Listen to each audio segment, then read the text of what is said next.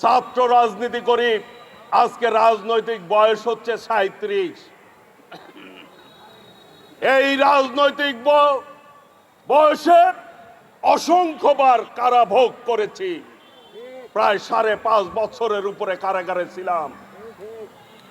অসংখ্যবার মৃত্যুর মুখে পড়েছি, আল্লাহ রাব্বুল আলামিনের রহমতে বেঁচে আছি। প্রিয় ভাইরা, অসংখ্যবার রিমান্ডে নির্যাতন করেছে, কখনোই পিছপা হই নাই। একবার গ্রেপ্তার হলেই 40 থেকে 46 দিন টানা রিমান্ড খেটেছি আমি। প্রায় 6 মাসের অধিক এই 5 বছরে আমার রিমান্ডে রাখছে।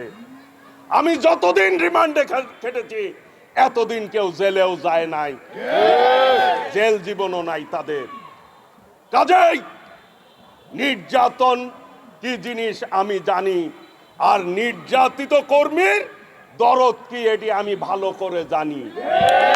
কাজেই যারা 17 বছর নির্যাতন ভোগ করেছেন, দলের সাথে থেকেছেন, তাদের মূল্য কিভাবে দিতে হয় আল্লাহ রহমতে তারা ভালোভাবেই পাবে।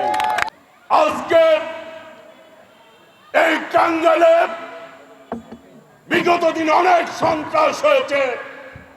আল্লাহ যদি আমাকে নির্বাচিত করে, এই টাঙ্গাইলে কোনো সন্ত্রাস রাখবো না, কোনো চাঁদাবাজি রাখবো না। সকলকে নিয়ে আমি নিরাপদ টাঙ্গাইল গড়ে তুলব। কোনো মাদক চলবে না, কিশোর গ্যাং রাখবো না। প্রিয় ভাইরা, টাঙ্গাইল হবে আদর্শিক টাঙ্গাইল। মানুষ আগের মতো ওই রকম খুনি সরকার বাংলাদেশের মানুষ আর চায় না। চায় ভাইরা, মানুষ চায় পরিবর্তন।